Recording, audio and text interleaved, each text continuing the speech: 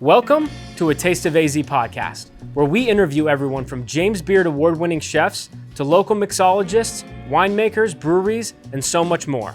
We've got an awesome episode lined up for you today.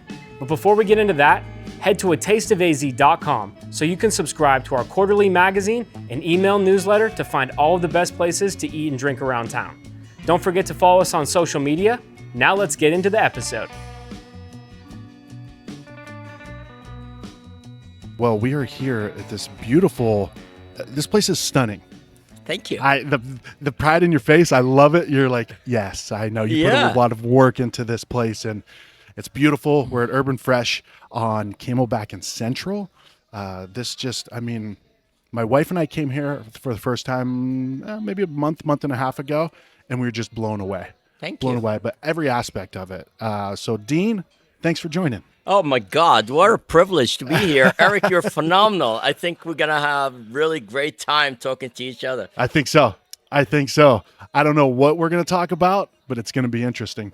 I tell you, I never prep myself for any of the conversation that I have, but it's always the same subject. The subject is people and inspirations, life, things that we should be all doing, things that we are not doing, but we should be, things that we could learn from each other. So it's always about how to live life to the fullest, fullest potentials possible for every human being. Remember, we're all equal at birth, and the rest is our choices. Sure, absolutely. All right. Do you hear that, guys? Like that's where we're going with this. So I expected nothing less. But I what you've built here, and it's a year now you guys have been open? Yeah, so the restaurant has been open for exactly a year. Last Friday was exactly a year. Congratulations. Oh, thank you. Yeah. And it's really doing beyond any of my wildest expectations. The reason why we decided to have this restaurant is part of the bigger picture, which is our company. It's also called Urban Fraîche. And Urban Fraîche as a company is a place that's focused on an inspiration. So the restaurant here is to inspire people to live better by making the right choice when it comes to food. Remember the old saying, you are what you eat is 100% correct. You are what you eat. And it seemed that unfortunately in the United States, we've been making a lot of bad decisions when it comes to our food. Yeah. Not here though.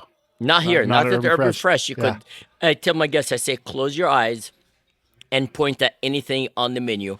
If you get that item and it's good, then I'll come back out and apologize for it because we do not do good. It's not phenomenal, the best you've ever had. Yeah. We the only restaurant that we guarantee our food. If you look at me and say, Dean, that was just good, it's not phenomenal, I say, I'm so sorry, I apologize, come back, and we would not represent you with a check because that's our promise. Yeah. So if I was like, you were like, hey, how was that? I'm like, oh, that was really good.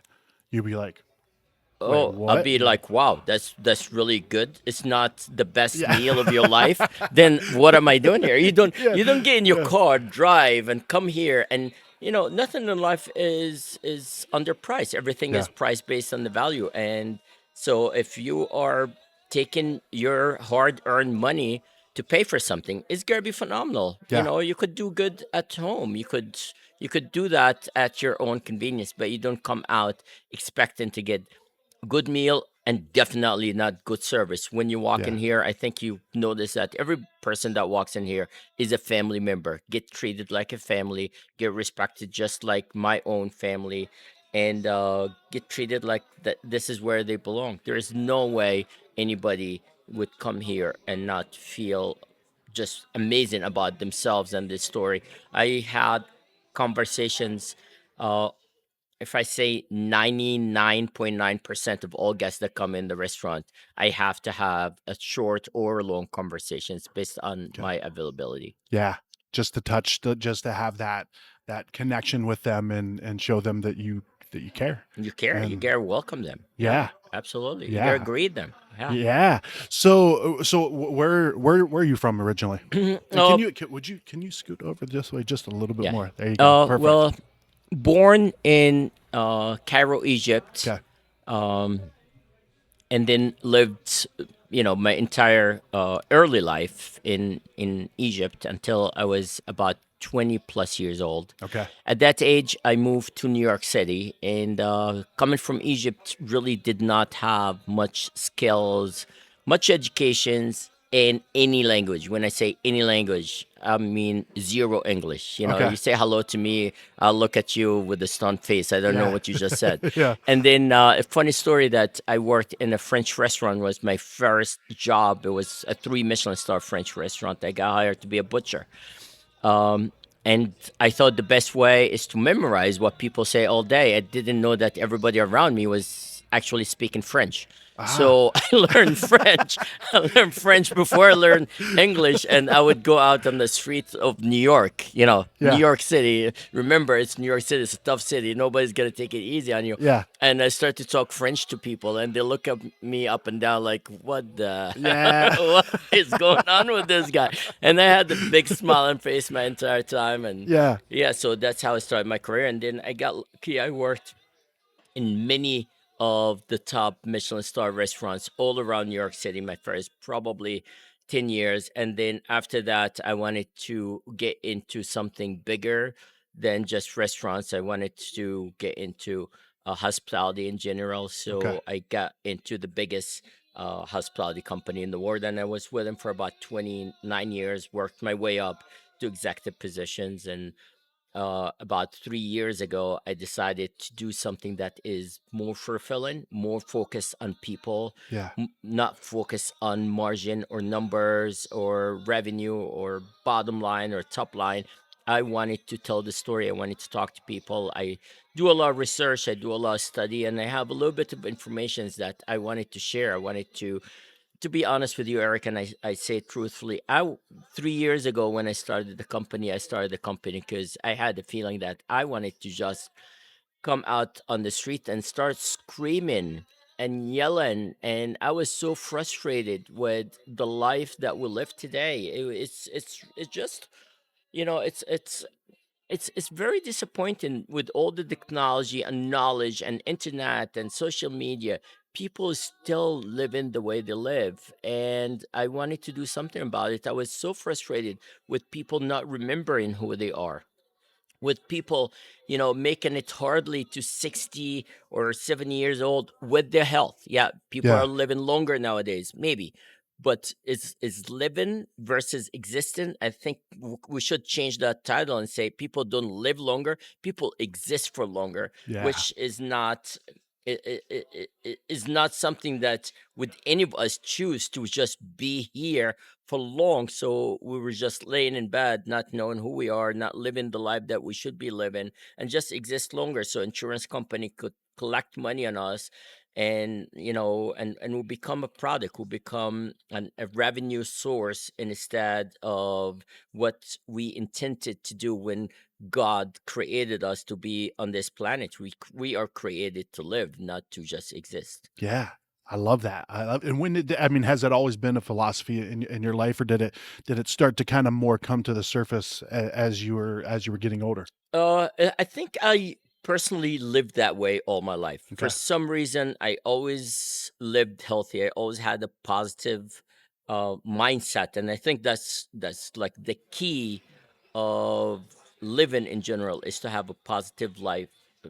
Mindset. You could Yeah. do anything with your mind. Your mind is the most powerful thing. So I lived healthy all my life, but I wanted to share with people more as I get older because people start to tell me, hey, you cannot be at the age that you are. You cannot be working as many hours as you are today. I'm proud, and I say it in every interview, that I'm 58 years old.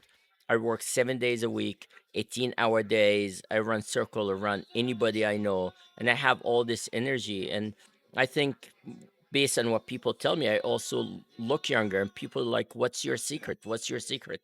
And I'm like, well, let me share my secret with you, and you choose to live by it or not. But this is how I live my life, and it's working for me. So I Yeah. would love to share that with anyone who is willing to actually take a lesson and just, enjoy life. It gives me a lot of joy when I see somebody who takes an advice, whether it's from me or somebody else, but start to take that and implement it into the lives, and then they have this amazing outcome, which is called life and living. Yeah. Yeah. So what is the secret? Well, the secret, first of all, is mindset. Sure. Nothing Yeah. in life is negative. Whenever life actually challenges somebody, and it's you could call it a challenge or an opportunity. It's telling you this is an opportunity for you to be tested under a little bit of pressure, a little bit of pressure or a lot of pressure. It depends on who you talk to.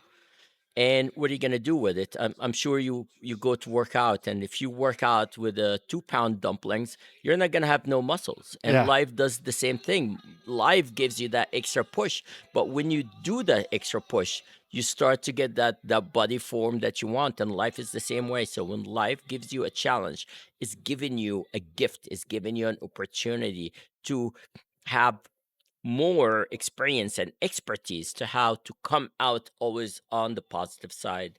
So I think a big part of my life is that positive mindset. Then the second secret is deep sleep. You've Mm. got to get to a deep sleep, and deep sleep happen in certain hours where you should be sleeping. So every night I sleep 4 hours, and people look at me and say, "You are not normal." Yeah. I sleep 4 hours because that's what my body needs. But I Okay. sleep 4 hours of deep sleep. I close my eyes, I get into a deep sleep stage within the first 3 minutes, and I stay in deep sleep for those entire 4 hours. By 4 o'clock, I'm up. I overslept this morning, and I woke up and I looked at my clock and it says 444. I said, you know Uh what? This is gonna be a good yeah. day because if this is how I'm starting. Yeah. I But love I it. get up before the sun, which is another secret. You've got Yeah. to get up before the sun, and you've got to touch the universe. That positive energy that comes from the universe. You've got to go and capture that. And there is a reason. I grow up Muslim, and all my years, I wonder why did God require Muslims to pray before sun up every morning? Well, there's a secret. The creator of this universe knows exactly what is great for people. The energy that you get from the sunrise in the morning is nothing like it. And then when you touch the universe, you take all your negative energy right into the universe, and you get the positive energy back from the universe. So every morning I start my morning touching soil, putting my hands in soil, in the ground. I get about an hour of that in the morning. Then the secrets continue. Well, it's not really a secret, it's the way that we were supposed to live. You eat all organic, all natural. You avoid sugar. I have zero sugar in my life, zero sugar in my life. Wow. um, you avoid seed oil, which is really poison. So these two items out. And then I eat everything that comes from the universe that is 100% organic. I don't do anything that's processed, no processed food.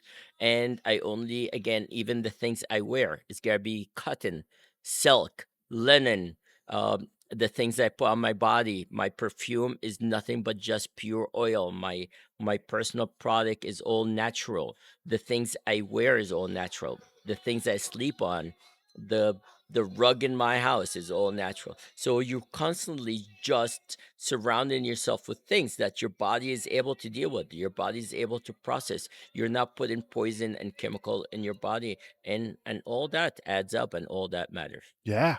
I dig it. I dig it. We're gonna chop that piece out and we're gonna sell that to the S- world. Sell it, Give it away. Sell sell it, give it away, pack it up. it. Uh, and selling it is normally is a transaction where you get something in return. You represent a product or an idea or an item, you get something in return. Well, imagine that. Imagine if people are living happily, healthier, and the universe is in better harmony. Well, Yeah. I'm getting something back for it because I'll be surrounded with more people that I want to spend time with, I want to enjoy. It's just like you go somewhere with your best friends and you're having the time of your life.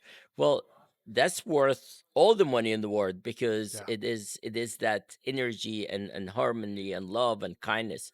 So yeah, let's just fill the world with love and care, and just have more people just enjoying every second of the life. I think that is my mission in life, and I'm 100% committed to it. I'm committed to making sure that people are living better. And you know what? You cannot win everybody, and every once in a while, you have somebody who is against that um, perspective in life, and that's okay, Yeah. because we're not here to force people into anything. We're here to just share ideas. Some people want to listen, then we have a longer conversations and we enjoy each other. Some people refuse, then I wish them all the best, we shake hands and we walk away. Yeah. Yeah. I dig it.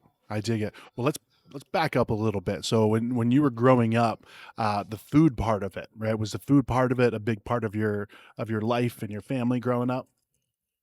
you know The food part came second. I think the first part that really hit me was art. Okay.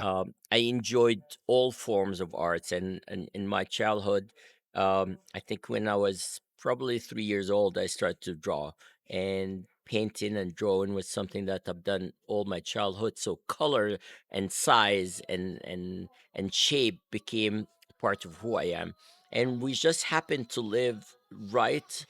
Um, in the backside of an open farmers market. So my house, we lived on the fifth floor, and looking out the window every morning, I will see these farmers come and display the food, and just the color and the texture of the food started to really like grasp my attention, and it started to go to the market first thing in the morning as they're setting up. They find me, and I was looking at this food that's been harvested barely like an hour or two before this plate, and the color is so clear and beautiful and bright. So me being attached to colors and art, I started to fall in love with food in general, and I started to bring those food items home. And before my family would wake up, I now got up, went to the market, grabbed food, brought food, and then I start to actually now cook that food. Okay. So they would Yeah. wake up to me in the morning making breakfast for everyone. And you're talking, I was definitely under the age of 10, that I was already making family meals for my personal family. And I just loved the process, loved the freshness, loved when you make food with care and love. That food tastes phenomenal, and that's exactly why everybody's grandmother is the best chef, because Yeah. she cooked with love. Love was the main ingredients. Yeah. uh, and then I continued to do that. But when I moved into the United States, by coincidence, my first job was in probably the best restaurant in New York City. So that's brought me back to what I love to do my entire life. I'm now surrounded with some of the top chefs, not just in New York, top chefs in the world. This restaurant would have chefs from all over the world come in, work in the restaurant 6 months to a year, and then fly back. And then another team would come, and it was just constantly getting all this amazing culinarians that I was surrounded with and I was able to learn from. And coming from the Middle East, of course, I wanted to go to a business school first. So I went to a business school, graduated, and I said to myself, "Wait a minute, no, this is not really what I love. I Yeah. love food. I love what food does for people and gathering people together." So I went back to college a second time, and I got a degree in hospitality management. And since then, it's just food has been part of my DNA, and cooking for people and getting to know people. And when I started working for different hospitality company, I started to get into the big picture and the management and the numbers, and I got into managing hotels and running hotels and building hotels and renovations and forecasting and revenue and all that. And it was amazing learning experience, again, because you get to be surrounded by some of the smartest people in the world. But then you wake up one morning and you're like, well, no, living is not all about money and management and a big retirement plan and a big house somewhere and no, that doesn't mean anything. Life is about what you are able to do for others, how many lives you touch. I don't think Jesus Christ died wealthy, or Prophet Muhammad died wealthy, or Yeah. any of the names that we look up to died with a lot of money, but they are people that we continue to cherish. I'll get off subject for a second and I'll tell you. Yeah. So I grew up Muslim, and a lot of people don't understand that Islam celebrate um, Mother Mary and Jesus Christ more than anybody else in the Quran. So the Mother Mary is mentioned 33 times in the Quran, and Jesus is mentioned 5 times in the Quran. Prophet Muhammad mentioned none by name, uh, maybe once. But the point is, these people that really shaped the world that we live in and had the most dynamic influence on others. They were not wealthy. They did not come to life with money. They did not leave the planet with money. But what they were able to do with teaching and inspiration and sharing and kindness and love is something that lasted for thousands of years. And I'm not saying that I want to be like these people, but I want to do my part. I want to live a life that is beyond my bank account and my wealth. I want to live every second like it's my last on the universe, but that mean in a joyful way. If we all don't know what, when, and how and where we're gonna go, but if this is my last minute, do I approve the life I lived? And that's how I want to continue my life. Is every minute is something that I'm so proud of. Yeah. I like that. I like that, right? Because I mean, what is the point, right? What's the Like, purpose? yeah, what is the purpose? Like Yeah. I've always been drawn to, I've had jobs where I could make a lot of money and I struggle. And I looked at it almost like that was the Yeah. universe's way of people are like, why are you struggling so much at this? Yeah. Like, I'm like, I don't know. Like, but it's the universe's way of saying, get out. You Yeah. don't need to, you should not be on with this headset on at this customer. So, like these jobs that, sometimes I would call them the golden handcuffs where it's like, Right. for where I lived, Northeastern Ohio, this was a good paying job Yeah. driving a forklift. And, one thing happens after another and I lose that job and I'm like, dang, I was disappointed and all of this, but it's the universe is saying, you need to get Right. out, man. You need Right. to get out. You need to Right. live. You need to pursue. And we talking about grandmas. That it was my grandma always telling me, she's like, you were meant to do something special.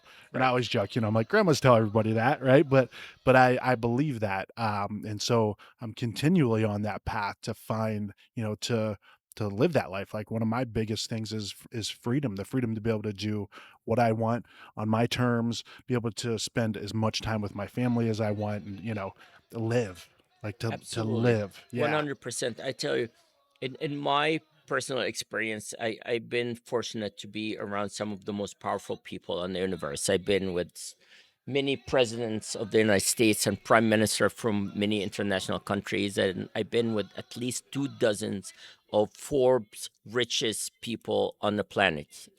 And every time I meet those people, I walk away really boggled with the idea that they're not the happiest people on earth. They Yeah. have the most money, they have the most power. But do I see satisfaction and happiness? And do they feel joyful? Do they appreciate what they have? Do they even know what they have?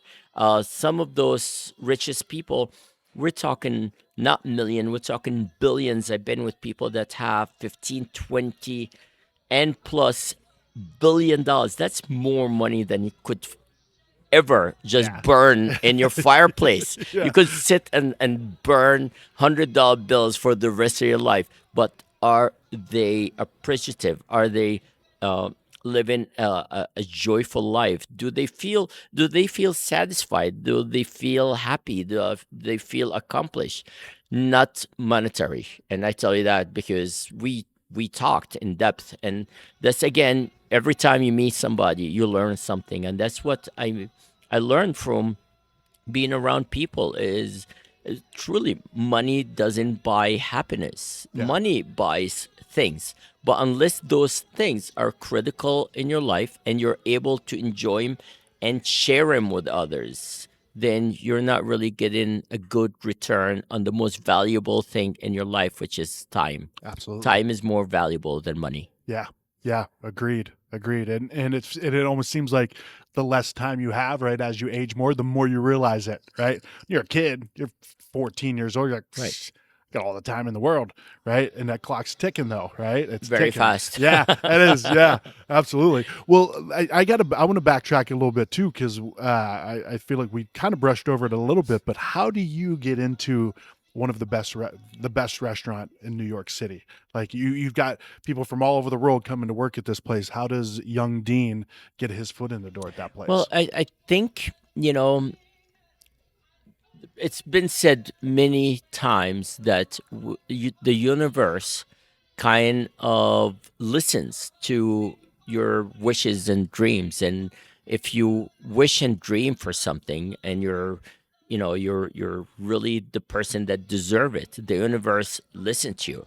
So I always wanted to do something great in my life, and it just happened as a coincidence that a brother of mine knew the owner of that restaurant, and they were having a casual conversation. And he said, well, my brother is just immigrating from Egypt and will arrive next week. And then the restaurant owner asked him if your brother knows, cooking, in particularly French cooking. Yeah, And of course, my brother's like, no, he has zero knowledge of any culinary skills. And he said, is your brother just as hard worker as you are? yeah, And my brother said, yeah, 100%. And then I got hired on. And anybody, I guess, would give you a job, and then it becomes your responsibility to earn the job and keep the job. So I think the philosophy possibly of that business owner is like, well, what we got to lose? We have a guy coming in from a foreign country that's gonna be 100 or 1,000,000% dedicated to this restaurant. That's all he knows, and let's give him a shot, and let's train him a little bit and see what happened. And what happened is I walked to this building and I was just stunned by how beautiful it is. And if you've never worked in a classical Michelin-star French kitchen, you would not understand how they run. They're like cleaner than any library. They're spotless. They're beautiful. They smell like fresh food. Everything is immaculate, immaculate, beautiful. So automatically, I fell in love with everything about this restaurant. And I was working the morning shift, so the 9 to 5. And then at 11 o'clock at night, the executive chef, who was one of the most brilliant executive chef I ever came across, would find me still working at 11 o'clock at night and be like, Dean, you go home at 5 o'clock. And I said, yeah, I understand, but I wanted to learn. So I'm here just learning from everybody. I was not getting compensated monetary for it, but I fell in love with everything about the whole process and the beauty of it. And again, you dedicate yourself to something, you work really hard for it, you get rewarded. So within 6 months, I was considered one of their top uh, culinarians, and they start to teach me beyond anything else. I'll tell you a funny story. 6 months of being in this country in the late 80s, I actually was invited to go cook in this James Beard house in New York City. I had no idea what James Beard house, and most people, most chefs will die to be in the James Beard house. And I yeah, didn't even know what that was. My executive chef at the time was the person invited to do a meal in the James Beard house, and he picked me as the only person to go with him. So him and I in the James Beard house cooking this fabulous meal. I'm looking around, walking around the house, looking at the pictures, having no idea that's the James Beard yeah, house. Then 10 years later, when now I know a little bit, I could read, I know things. So I grab a magazine at home and I'm flipping through the pages, and I'm like, wait a minute, what is this?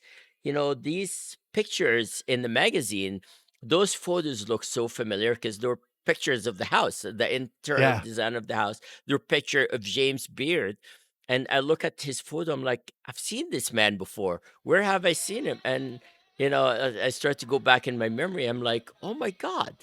I cooked in James Beard's house without even knowing. And it's just, again, these are the things you put out your best energy, Yeah. and the universe would listen every time, good and bad.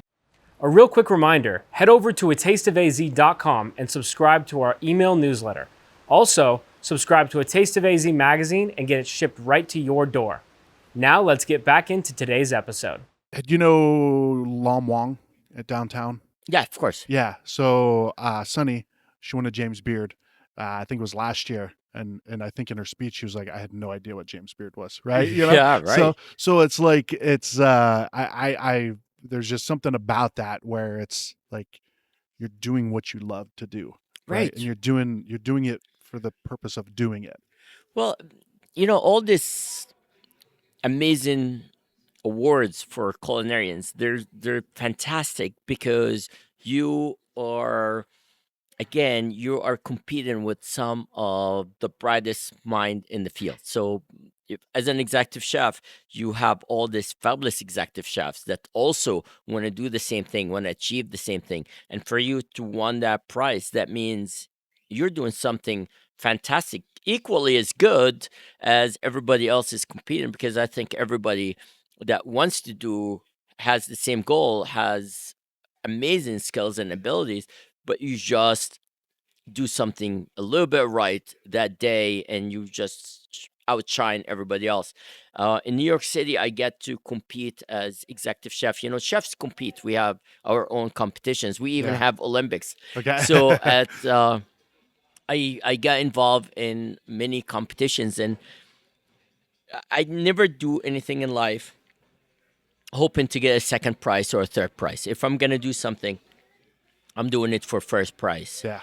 And I just remember those days that, standing in the kitchen sometimes 2-3 days in a row with no break, just to work on a piece or a competition. And I think I was able to gather maybe like at least 15 gold medals from different competitions. And just the feeling when you're being represented with a gold medal from a competition that in your field, this is where you belong. It's just it's a good way to remind yourself that you have something special. And I'm gonna stop here and say, talk about confidence versus arrogant. I think a lot of people mistakes being arrogant and being confident in life. I think if you don't tell people what you're capable of doing and achieving and what skills and abilities you have, they will never depend on you to get these things done through you. So you go through life knowing that you are the best in your field and the best in what you do, but you don't share it because you think that's being arrogant. Then people don't benefit from that special skills that God gave you. So if you are skilled and you know you are skilled and you've been told by millions of people, why wouldn't you talk about it so others know, so they could depend on you? You become, the 1% in the field that is better or just talented. And the more you talk about it, the more people could take advantage of it. But I think we all know being arrogant is talking or showing up but without having a backup to what you're talking about. Sure. If you have the backup, if you have the confidence, if you have the skills, if you have proven abilities, then you should announce that so people could take advantage of it. Yeah. But on the other side, like you said, like there are people like, oh, I can do that. I do all that stuff. And you're like, well, yeah, but Exactly. Prove it. Yeah. If you cannot back it up, then it's arrogance and it's obnoxious. Yeah. Right. Yeah. But if you back it up, if I say to you, "Hey, Eric, if you come to my restaurant, you're gonna have a phenomenal meal, the best meal you've ever had, and you come here and I give you average," then you're gonna look me up and down and say, "Dean, this is average. This is Yeah. not the best I ever had. Yeah. So I'm gonna stop talking. Yeah. But if I come to you and I say I'm gonna give you a meal of your life, and then uh, I tell you, there hasn't been a day of my life when somebody did not look at me and say, "This is the best meal I have ever had in my entire life." Yeah. Then I'll stop talking. But Yeah. this is happens every single day when somebody come to me, hold my hand, and say, "Thank you. I just had an experience that I have never had in my life." And what I say back to them, I say, you know why? Because I did not. I put the meal together, but I did not create the ingredients. This is the work of God, and what I do is I get the work of God, which is the ingredients that I bring here, and I just polish it up and make Yeah. sure that I don't ruin it. And that's why the food here is special, because we do not manipulate food. I do not do any of the tricks of the trade that people do to make food, something that's not.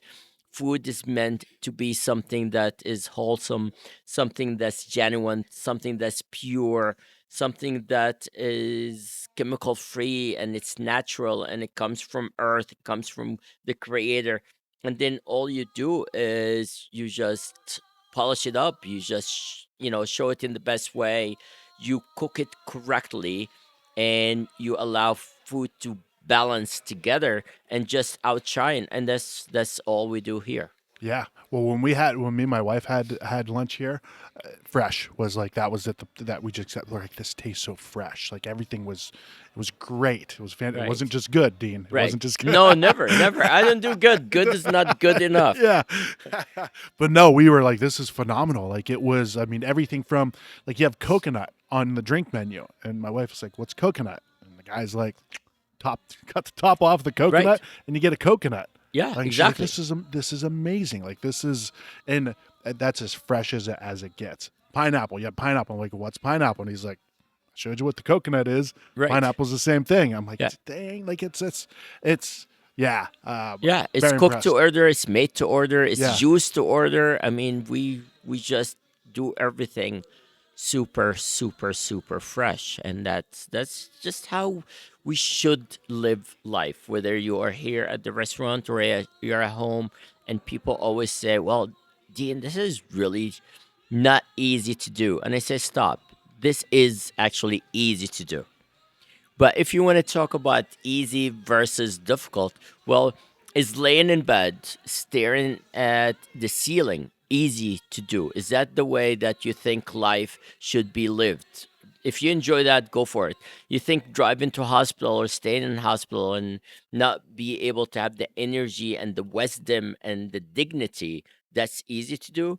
Well, it's definitely much easier to live the correct way and to be rewarded and to be on your feet, and you have this energy and knowledge, and not have brain fog, which we yeah, could talk about. That it would take us hours. What the reason why nowadays people have brain fog.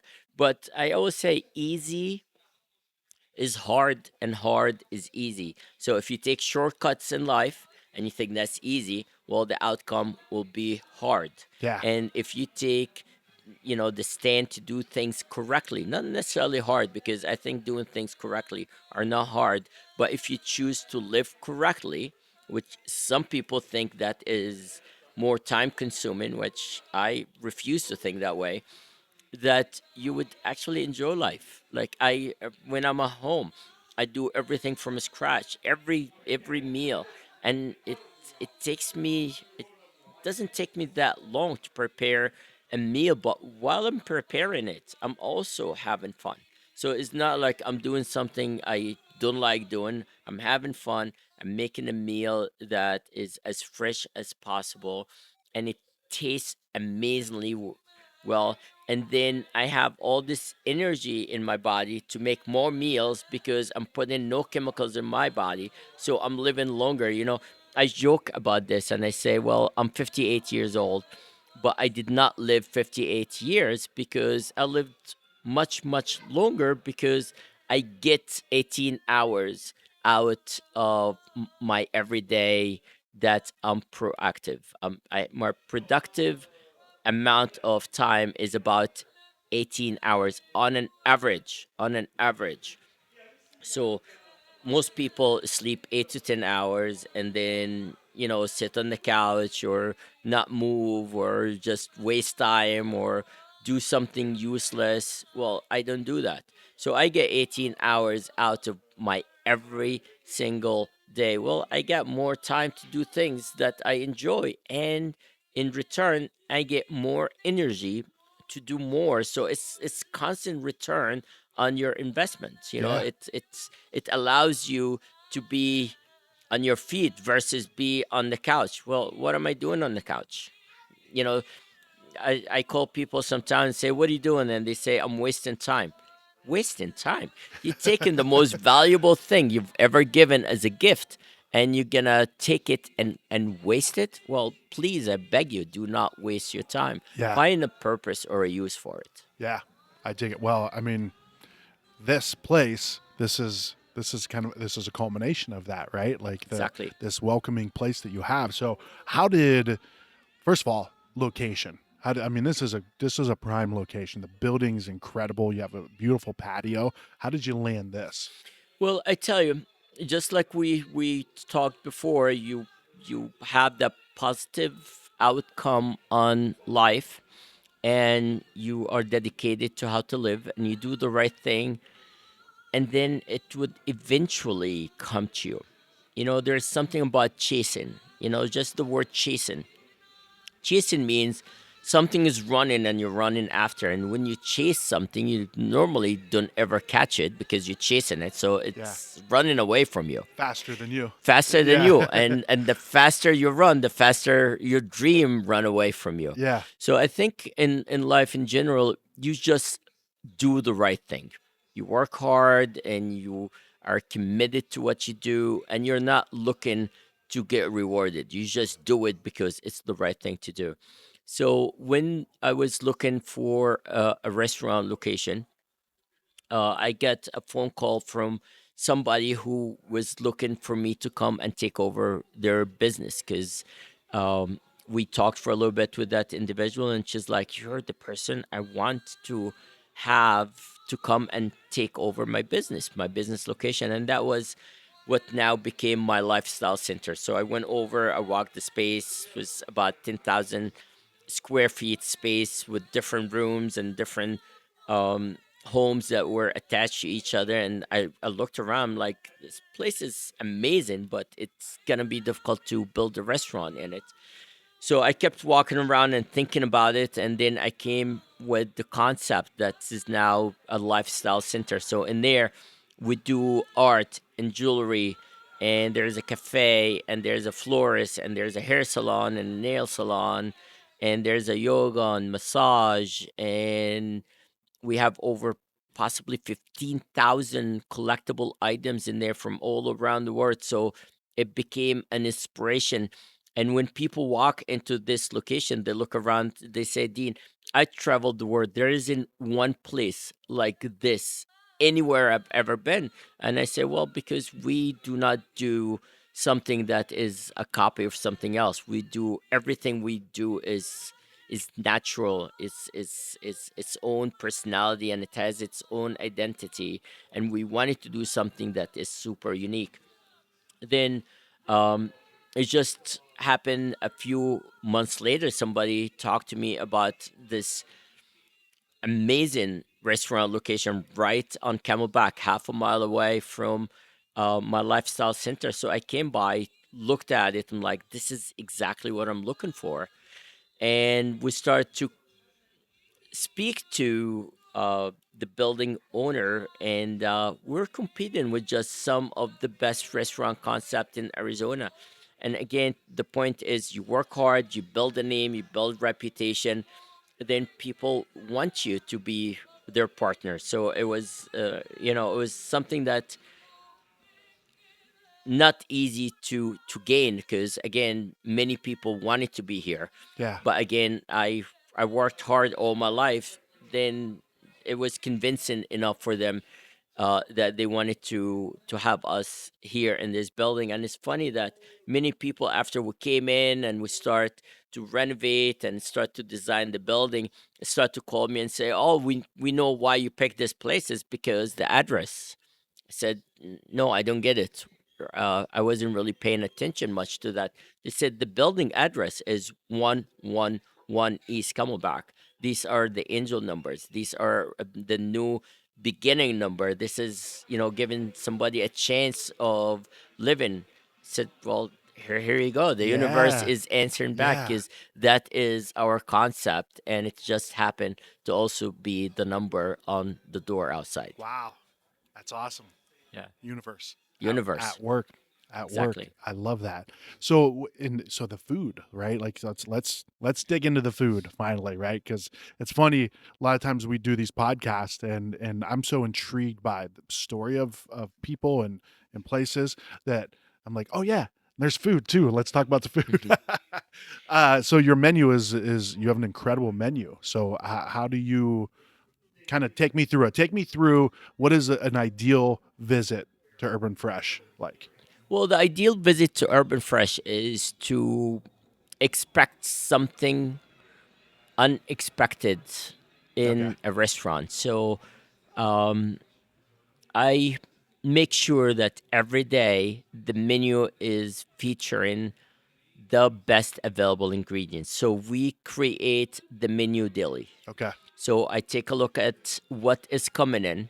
I call my vendors and I Every don't day? every Oh my, day. yeah. I don't say give me a salmon and a chicken and no. I said, okay, what is being flown in today? So seafood gets flown in. What are you flying in today? And if I call them 2 3 days in advance, they don't know because they don't know what's on the boat, Yeah. right? They don't Yeah. know what's being caught.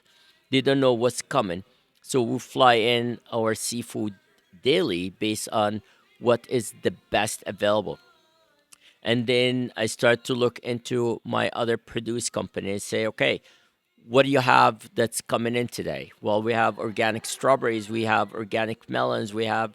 So I start to take the ingredients that's available, and that's what goes on my menu. So we do not just decide this is our permanent menu that we don't change for 6 months or a year.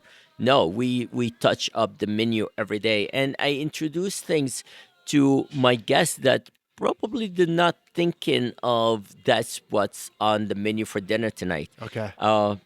Like for example, my menu have guests come here and they're like, "What kind of meat you have today? Do you have chicken?" I say, "No, but we have country style rabbits." Country style rabbit. We do not expect to be eating that in Arizona. And Yeah. then they try it for the first time and they're like, this is insanely amazing. Yeah. Or my number one item on my menu now is my Moroccan style curry goat. Well, that's one item that is now staying on the menu because people like goat. I've never had goat before. Well, that's what's on the menu. My seafood are, I have nothing, you know, towards salmon, but I think salmon is just overused. And of course, if we're using salmon in this restaurant, is wild caught. We could talk for hours about wild caught versus farm fish. And please, if you are listening to this conversation, do not ever consume farm fish. It's deadly. It's causing so much harm to people' health. But if it's wild caught, what are we using? I mean, there are millions of creatures in the ocean. So we get things unusual. I get monkfish and skate and scorpion and things that people are again not expected to see on the menu in Arizona. And don't take me wrong, Arizona is a fabulous food and beverage city. There is just amazing restaurants here in Arizona. I'm so proud to be among those. But there are just fabulous ingredients that we should try to utilize, and we should polish it up and have more people enjoy it, and just make it a little bit more exciting and Yeah. interesting, that what is in front of you tonight is not just unusual, but it's unusual and also it's fantastic and it's cooked right and just there's so many cultures and countries and ways of living, and to be able to bring these items to my menu daily and have people try something for the first time, and now it's like I can't wait to come back and have more of that. Yeah. um, my restaurant concept is Mediterranean. So on the Mediterranean Sea, there are 22 countries. So we feature the entire 22 countries. So you could come here anytime and have all these magnificent 22 countries um, have a different taste or a different finesse of those amazing culinary skills that are shared among those countries, and just have a unique way to have a little bit of south of France mixed with Egypt or Turkey or Italy or Spain, and just have something that is really, really unique and unusual, and be able to share that and see the joy and happiness that you get in return. Yeah. Yeah. And I like that. I mean, it could be a challenge. I'm sure there's a lot of people.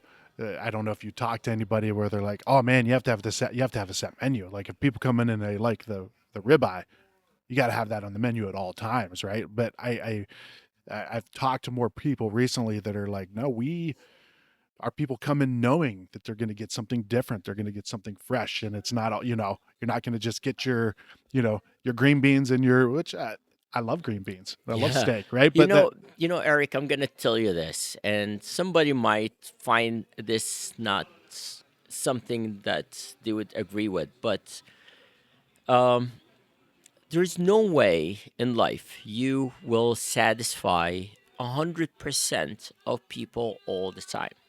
And I think the big mistake that we make is we worry about the 0.1% or the 0.1% or the 0.5% or 10% of people and what they would think, and try to cater to that percentage, and instead of catering to the majority of the populations.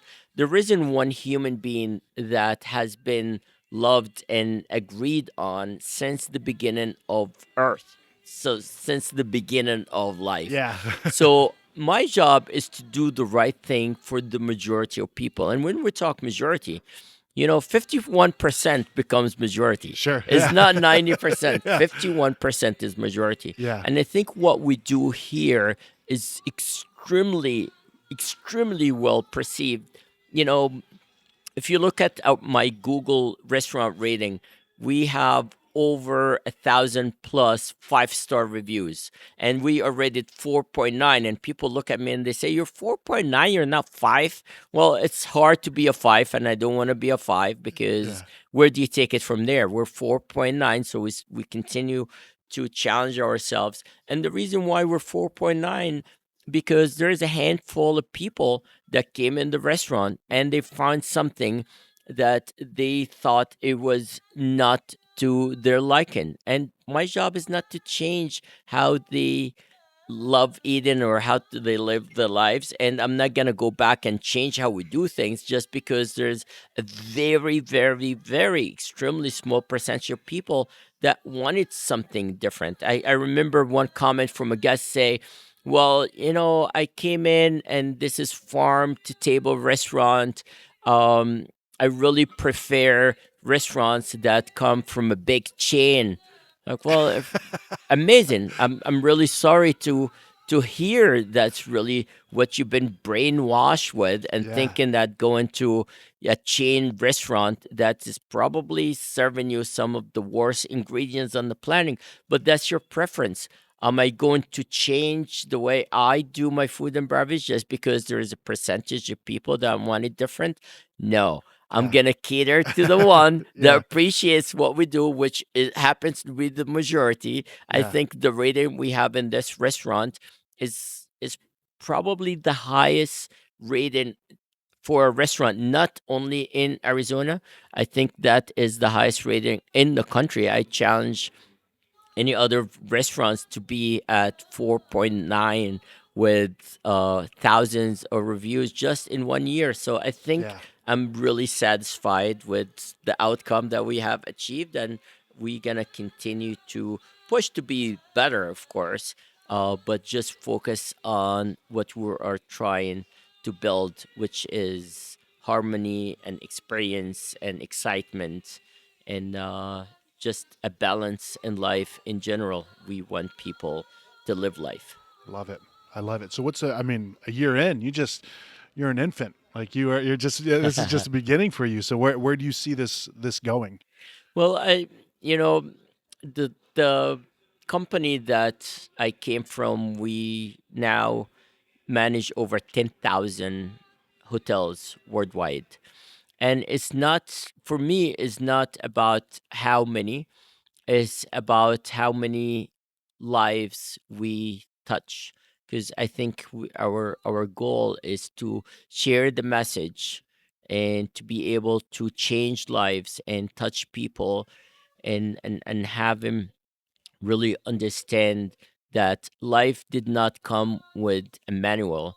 And a lot of people argue that, and they say, well, how about the Bible and the Quran and the holy books? And yeah, those are manuals for life, but life constantly change, you know, and we need to be able to change with lives. And there isn't a book on how to live, and I think it's really important to be taught how to live. And a lot of people are not taught how to live, and they go through life without a purpose, and they struggle through life, and they never get to the goals. And they look around and they say, "Why haven't I achieved my goals? I worked really hard, and I think I did the right thing," but they did not have a written manual on how to live life. What is the strategy that you have to get through every day of your life so you continue on the road to be successful? And successful does not mean title or money in the bank. Successful means satisfaction in life. I approve the way I live? Do I approve what I do? And I think my goal is to be able to meet as many people, talk to as many people, share knowledge, and learn from as many people as possible. And that's why we wanted to extend and expand as much as possible. And definitely beyond Arizona and definitely beyond all the major cities in the United States. And we're hoping to take this message to as many locations and as many countries and as many people as possible. And we are all capable of changing the universe if we all gather our energy and focus our energy on positive and on living. I tell you something off subject is, I cater to a lot of uh, powerful people, and I think I mentioned that I have been in companies of many presidents and many prime ministers, and some of those prime ministers are prime ministers of countries that have wars with where I come from, which is Egypt. And when I got to experience those individuals as human beings, forget the politics, the religion, the color, the gender, all that. When I deal with people, I deal with them as human beings. I remove all the titles. Well, there are kind, tender, caring, loving people that want to raise their families, want to live life, want to enjoy life. There's not too many people that wake up in the morning and say, how many people can we harm today?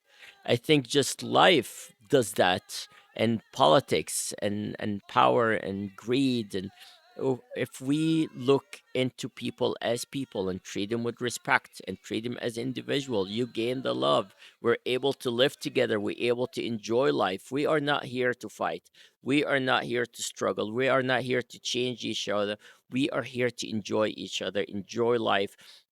I don't think I'm going to be responsible for your actions. I'm going to be responsible for my action. And I think that's all I could do, is to advise people, to love people, to care for people. And if they change and they're able to be on that team, amazing. More of us. If they're not, then that is not my job, is to try to make him somebody else. My job is to advise and to care and to love and to share. And if they take it, amazing. If they don't, then it should not stop me. It should actually encourage me to do more. Yeah. I dig it, man. I dig it. Well, Dean, thank you. Thank you. This conversation exceeded my expectations. I knew it was going to be a good one, but it was even better than I expected. It's all because of you, man. You're a talented individual, and you're fun to talk to. You're able to get the best out of me, and I thank you for that. I appreciate that. Thank you, Dean.